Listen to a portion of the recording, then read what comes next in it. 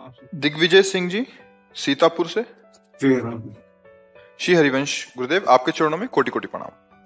गुरुदेव, मुझे आपसे जुड़े 1 साल पूरा हो गया है। मेरे जीवन में बहुत से सुधार हुए हैं। डिप्रेशन चल रहा था, सब ठीक हो गया। अब हम आपकी कृपा से जितना हो सकता है निरंतर नाम जप करते हैं। लेकिन सत्संग में आपने कहा था कि अगर हमारे शिष्य कोई नियम अपराध करते हैं तो उसका कर्म हमें भोगना पड़ेगा। इससे मन संशय में होकर डरा सा रहता है।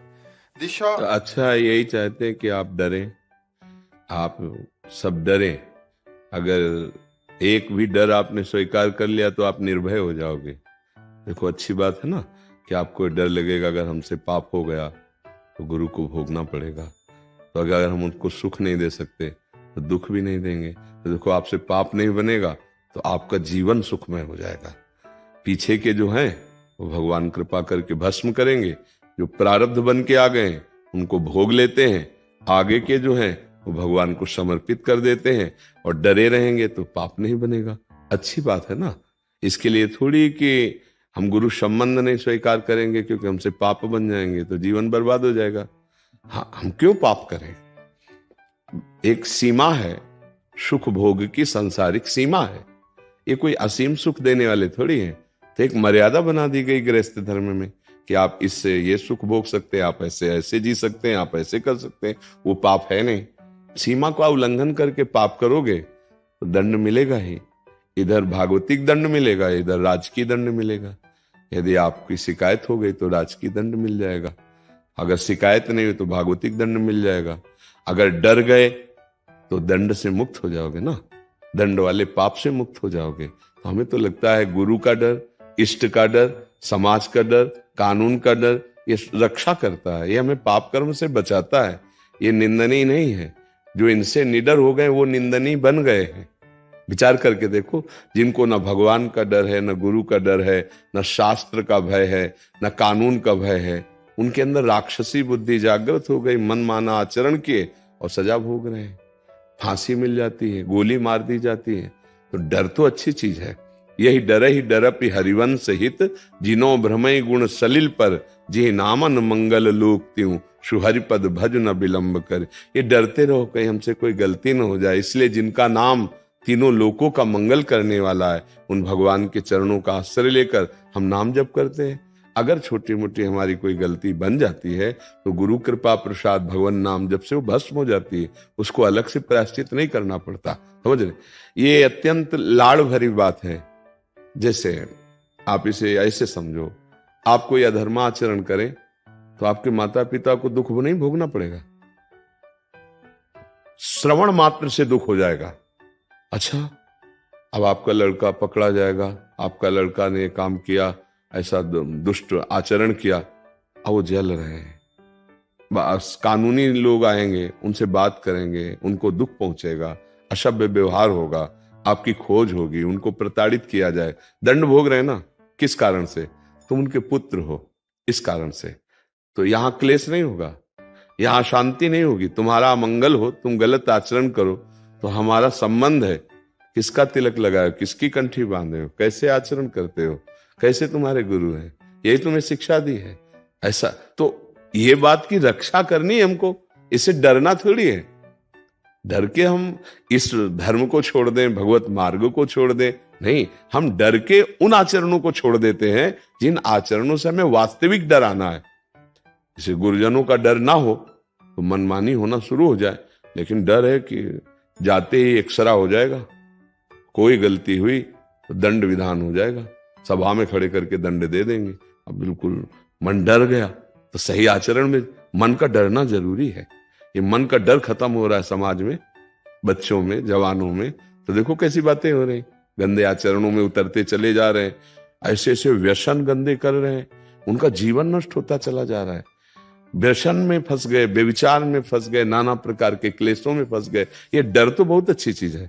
माता पिता का डर, गुरु का डर, भगवान का डर, कानून का डर, समाज का डर, जिससे उसका मंगल होता है। हमें लगता है ये डर अच्छा है और बना रहना चाहिए। इस डर में कोई हानि नहीं है, समझ रहे हैं ना। और अगर पूछो कि फिर गुरुदेव को भोगना पड़ता है, तो सबसे बड़ा भोग है आपकी दुर्गति।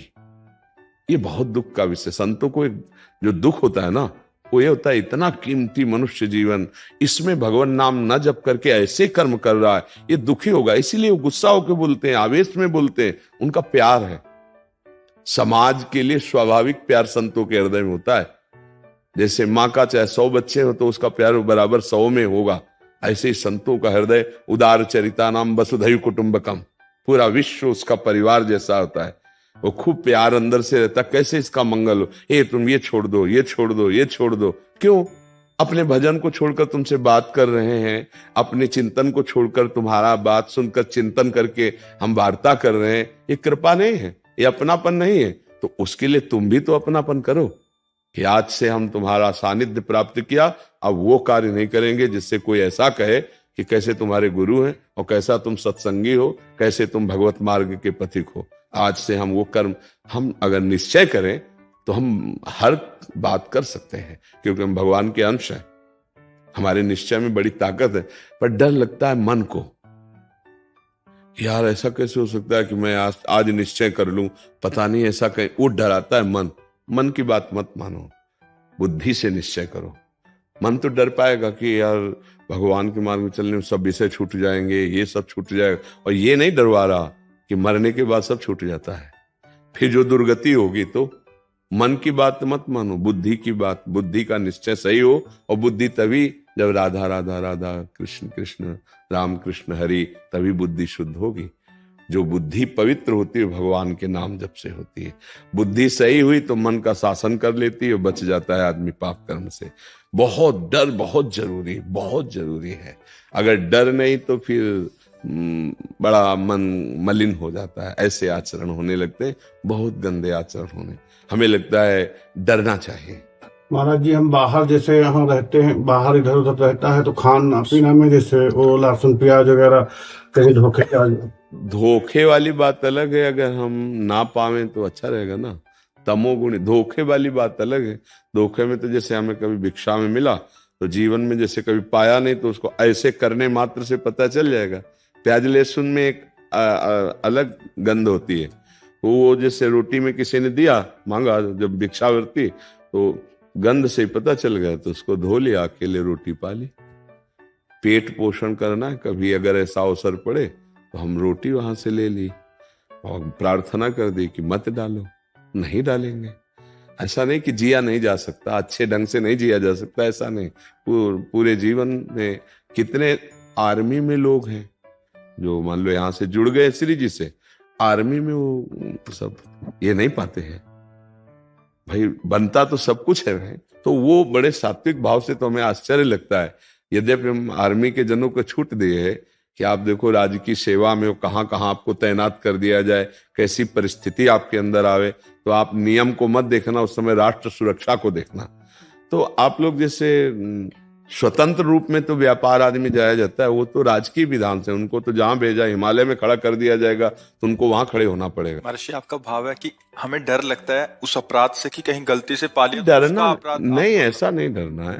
ये डरने की, प्याज लहसुन कोई हिंसा वाला पाप तो है नहीं ना, वो तमोगुणी है, इसलिए केवल मना किया। जहां आलू पैदा होती है वहां प्याज पैदा होता है, जहां गाजर मूली पैदा होती है ठीक वैसे ही वो लहसुन प्याज भी होता है।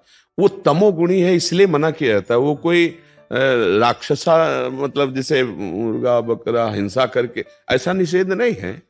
वो चूंकि तमोगुण पैदा करता है, भजन में बाधा। हमको ये विश्वास है कि आपके प्रताप से अपने आप छूट जाएगा और सारे काम छूट गए। हाँ, तो तुम चिंता मत करो, कभी ऐसा हो भी जाए तो डरना मत। हम आपको खुल के हमारी वजह से आपको कोई तकलीफ ना हो जाएगी अच्छी से। नहीं, हम देखो हमें डराते हैं, वास्तविक हम तकलीफ में तभी हैं जब आपका कल्याण नहीं हो रहा। अगर आप सतमार्ग में चल रहे तो मुझे जो खुशी होती है उसे हम किसको बताएं। जैसे कोई कहता है हमने सब व्यसन छोड़ दिए, गंदी आदत छोड़, मुझे लगा मेरा जीना सार्थक हो गया, मेरा बोलना सार्थक हो गया। हमारे देश का एक व्यक्ति सुधर रहा है ना, तो मेरा जीवन सुधर, मतलब आपने बहुत बड़ा हमको पुरस्कार दे दिया। आप सुधर गए तो मैं बहुत अंदर से सम्मानित अपने को मानूंगा कि हमारी बात, हमारा जीवन सार्थक हो गया। आप डरो मत इस विषय से। और आप एक ध्यान रखो कि बीच में एक महान अग्नि है, उधर तुम हो इधर हम हैं। अगर तुम्हारा कोई कर्म इधर आएगा तो वहां भस्म हो जाएगा। इतने लोगों को दीक्षा देना, इतने लोगों का सानिध्य, जैसे आप दर्शन कर रहे हो, प्रणाम कर रहे हो, संभाषण कर रहे हो, आपके पाप नष्ट हो रहे हैं, उनका नाश हो रहा है। हमको कोई परास्त थोड़ी कर सकता है, क्योंकि प्रियाजू की कृपा शक्ति हमारे सामने है। वो हम आपको सावधान रहें इसलिए आपको बताते हैं। हम आनंदित हैं, हमें कोई दुख नहीं दे सकता। दुख है तो आपके आचरण को देखकर है। आपका मनुष्य जीवन सुख में व्यतीत हो, आप स्वस्थ रहें, आपकी बुद्धि भगवान में लगे, हम सुखी हैं। आप दुखी हो तो हम दुखी हैं। इसके दुख से या कोई प्रारब्ध नया आ जाए उससे दुख नहीं है, क्योंकि जैसे सांप को केतुल से मतलब नहीं रहता, सच्ची मानना, ऐसे ही इस शरीर से मतलब नहीं है। श्री जी इससे सेवा लेना चाहती है इसलिए बैठाल के बुलवा रही, नहीं तो इस शरीर के जैसे घर आ जाए ना, अब गाड़ी में आग लग जाए तो क्या फर्क पड़ता है, अपने घर आ गए, इस जन्म का जो काम था वो हो गया, अब ये शरीर रहे या जाए इससे कोई फर्क नहीं पड़ता। ये तो हम तुम्हें दरबार है कि तुम डरो, तुम पाप कर्म करोगे मुझे भोगना पड़ेगा, मुझे जलना पड़ेगा। क्यों नहीं जलना पड़ेगा? मतलब इनमें से कोई एक बच्चा गलत करे तो ना इनके बाप को कोई नाम लेगा, ना इनको कोई जानेगा। बोले कौन? बोले वो प्रेमानंद जी के शिष्य है ना जो, वो ऐसे। हम आएंगे आगे। क्षमा याचना इनसे नहीं बनेगी, हमको हाथ जोड़ना पड़ेगा। ए भाई, बच्चा ही तो है ना, क्षमा कर दो ना, जो दंड विधान हो आप मेरी गलती मान ली, ऐसे करना पड़ेगा। हुआ ना? आपकी वजह से हमको झुकना, हमको नमस्कार करना, हमको गलती मान, सेवक की गलती स्वामी को होती है। उस संबंध से कहते हैं कि आप इस बात से डरो कि आपके गुरु जी को दंड ना मिले, आपके गुरु को गाली ना मिले, आपका कर्म गुरु जी के ऊपर हावी ना हो जाए। शारीरिक दंड में समझो, तो दंड के कई स्वरूप होते हैं, तो तुम इस बात से न डरो कि हमसे गलती होगी महाराज जी को बुखार आ जाएगा, हमसे गलती होगी तो जुकाम हो जाएगा, ये डर नहीं। अच्छे से चलो, भगवान के मार्ग में चलो, तुम्हारा मंगल हो, तुम सुखी हो जाओ, तुम्हारे मनुष्य जीवन की सार्थकता, भगवत प्राप्ति हो जाए, ये हमारा जीवन सफल हो गया। हमारा जीवन सफल काहे में है? आपसे है। आप सुखी हो, आप आए मुस्कुरा रहे हो, भजन कर रहे हो, स्वस्थ हो, देख के अच्छा लगता है। हमारा भारत, हमारा राष्ट्र सुखी, हमारा जीवन सुखी। तो राष्ट्र कैसे सुखी होगा? एक एक व्यक्ति आचरण शुद्ध कर ले, नशा छोड़ दे, बेविचार छोड़ दे, ये गंदे खान पान छोड़ दे, अभी सब ठीक होने लगेंगे। तो इसलिए आप अच्छे बनो, आप स्वस्थ रहो, आप इस बात की चिंता मत करो कि आपका कोई आचरण हमको कष्ट देगा। इस बात का कष्ट देगा कि आप अपने हो, आपके द्वारा कोई ऐसा आचरण होगा वो सीधे गुरु पे जाता है। अब बोलो अगर विपरीत आचरण हो जाएगा तो गाली नहीं मिलेगी गुरु को, तो दंड मिला कि नहीं मिला? उनके यश, उनकी पवित्र कीर्ति में धब्बा बला कि नहीं बन? इसलिए ऐसे डराया जाता है कि डर के रहो, कोई तुम्हारे से गलत आचरण ना बन जाए।